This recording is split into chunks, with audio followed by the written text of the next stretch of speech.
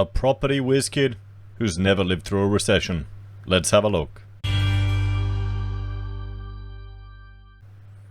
Hello everyone, Florian.heise here and welcome to another episode of HeiseSays.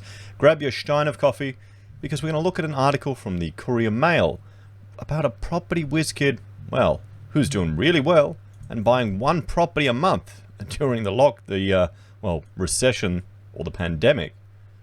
But he's so young he's never lived through the last recession. Now, for those of you that don't remember, there was a recession Australia had to have. Now, I'm just going to bring up trading economics. Now, someone asked in the comments, why do you always say the recession you had to have? Obviously, someone from overseas. It's an Australian thing. Paul Keating, the treasurer at the time, came out in the media and said, this is the recession Australia had to have. And it was the soundbite that's just been repeated. And that's a very firm memory from my childhood because, you know, I grew up in Victoria and my father's construction business started to get quiet. And so, yeah, we noticed it. We noticed it in my family. So that was the last recession we had. And that was the recession Australia had to have. And we haven't had a recession since then. So if we have a look here, we'll go to the trading economics. We'll go to GDP growth. And there is the dramatic crash in GDP. So 10% down. Now, this recession that Australia had to have, where is it? It was right back here. Why is this looking different? Why is this looking different? Anyway, we'll go here to max data. There we go. It's in 92. That's the recession Australia had to have. That's the fall there. Now, 92, that's... Oh boy, wait a minute. That's 28 years ago. That's a long time. Okay, so 28 years ago. So, you know, if this whiz kid that we're talking about, if he's younger than 28, he wouldn't have even been alive during the last recession.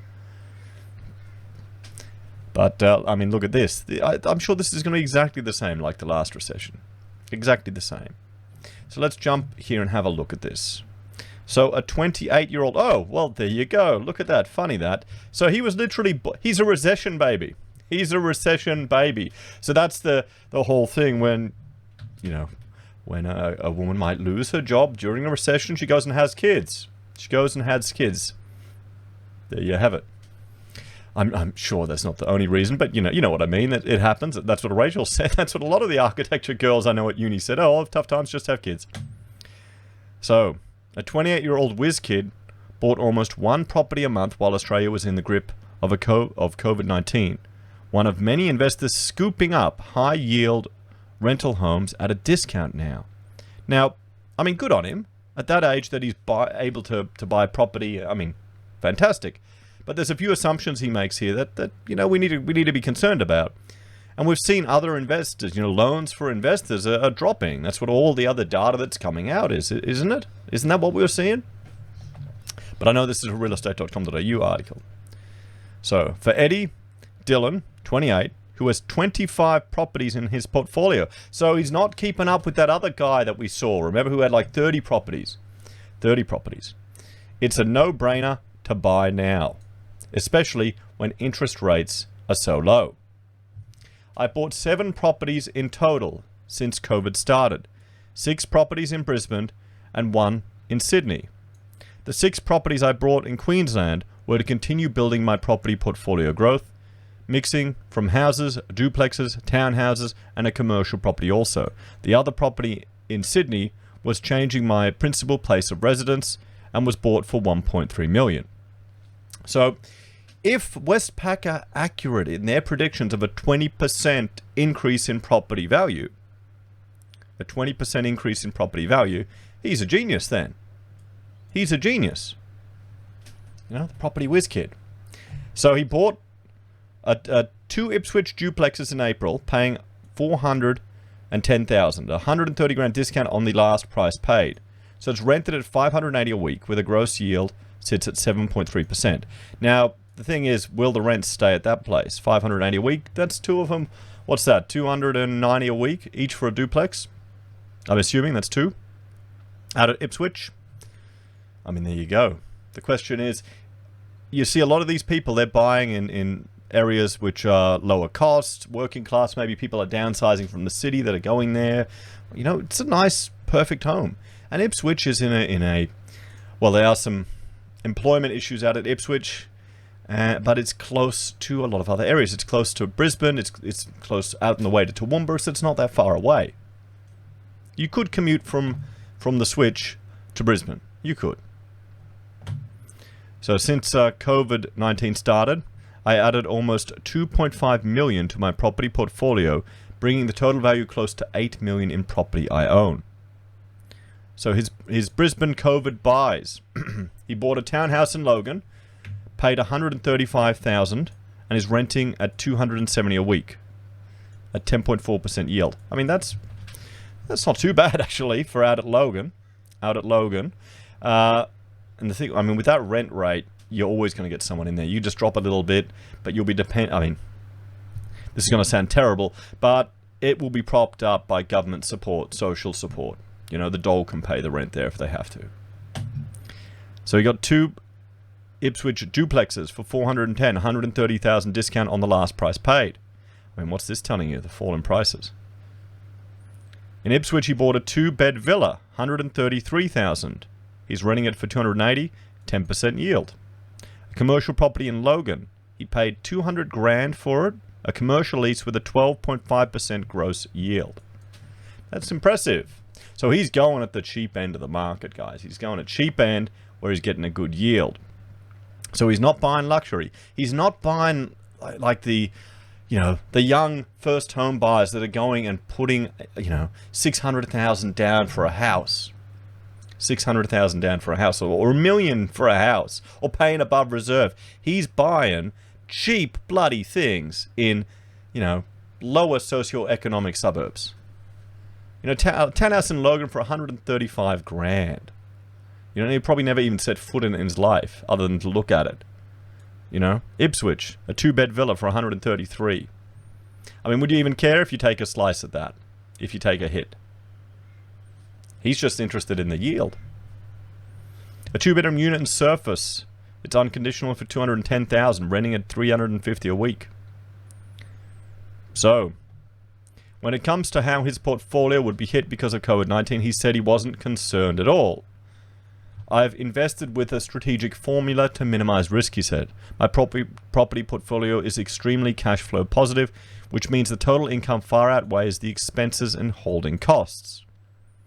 He said he's got almost $500,000 in rental income a year, while his mortgage expenses sat at $200,000 a year, leaving $300 in the kitty as a buffer through any economic shockwaves.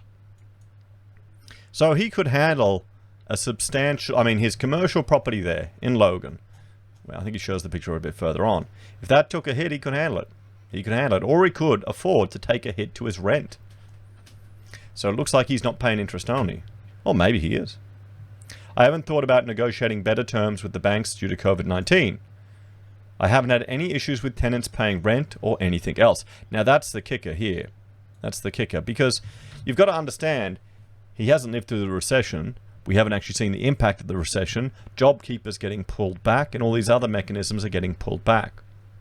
But he hasn't, it looks like he's got enough of a portfolio, and he'll say later he never wants to sell, but he could ditch a few of them, even at a significant loss, just to keep on going, to ride out for a few years if times get really tough.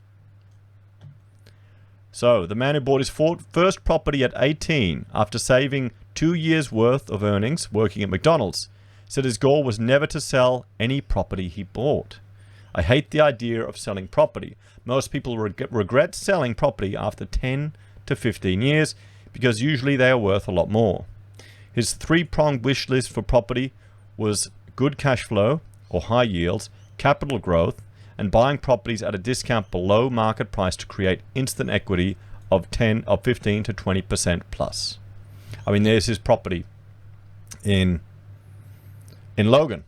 And you can see why. I mean, look at what he's amassed and what he's returning. You know, I can understand why it's worth getting into this. I mean, you know, for sale or lease. 200 grand. Not bad. Not bad. I mean, I'm just thinking how much rent I paid for places. You know, one back of a warehouse we were paying 40 grand a year rent. Another one we went down to 20 grand a year rent. If someone needs to sell and their main priority is getting a quick sale, they will usually compromise on price and therefore sell lower. It's just about having the right contacts and putting in the research and the work. So he said he often bought properties at 50 to 100 grand below what the bank valuation was. He said the prices he got were usually unheard of in the wider market because most people just limit themselves to places where they lived. I bought in Brisbane as close to the CBD as 5 kilometres, but also as far as 40. Same with Sydney. I bought as close as 12 to the CBD and as far out as 35. Property investing is about numbers and making money to create a life of financial freedom. To me, the only thing that matters is the profit, not the color of the carpet or if the paint isn't the nicest. It's about trying to take the emotion out of property investing. So, I mean, he's right there. That's good advice. That's good advice. I mean, think about it. Look what he's buying, guys, for like 100. You're not going to get much in Logan for 130 grand. You're not going to get something nice there for 135 grand. Well, actually, no. I mean, shit, that's... Sorry, I'm eating my words there. For 135 grand for a little place like that, that ain't too bad. See, I would rather, I would be brutally honest, I would rather invest in something like that, right there that he's showing, than go and buy into one of these flash new developments, these new units. Because here, look, I mean, look at the structure. It's just brick. It's just brick. It's old. It's old. So any of the defects have been ironed out or are identified. It's boring. It's boring. So hopefully you don't have the gymnasium, you don't have the pool, you don't have all those other stupid costs that amp up your holding fees. His top tip was research or get help from someone who can get results and has done it themselves. Build the right team of people who can help you, such as a mortgage broker, property manager, and buyer's agent. If you don't have the time to do it yourself, property investing can be extremely complex as everyone has their own opinion and thinks they're an expert. Well, I would recommend people do not listen to the naysayers. If I can do it, anyone can. I grew up in an extremely poor family and no one owned a property at all. Now I own 24 plus properties. So there we have it, guys. What do you reckon? What do you think? I mean, good on him. Good on him. Good effort. Good effort. It's interesting, his strategy, though, isn't it? He's getting the cheap things. He's getting the very cheap things, guys, that he can rent out and make a return. If he has to take a hit on his rental prices, he may have to. If he has to sell one or two, even though he doesn't want to, he may have to. But he's, the problem is the interest rate is so low he can afford to push it on. And it looks like the government's going to do whatever they can to keep this can going down the road. So guys, let me know your thoughts and opinions on it. What do you think about what he's purchased? Would you buy one of those? Those of you in Logan, 135 grand for 270 a week. It's the yield is what's nice. I'm comparing it to some of the share yields you get that are nothing. So guys, let me know your thoughts and opinions below. But again, very different to all of the young first home buyers that are like taking on hundreds of thousands of dollars of mortgage, like 600,000, 800,000, 900,000 for all this house that they don't need. When they could probably make do in something like this for 135. Probably too proud for it. So let me know your thoughts and opinions in the comments below. Please like, share, and subscribe to the channel. If you're a fan and want to support the content I create here, there are a few ways you can. You can join the channel on YouTube or Patreon.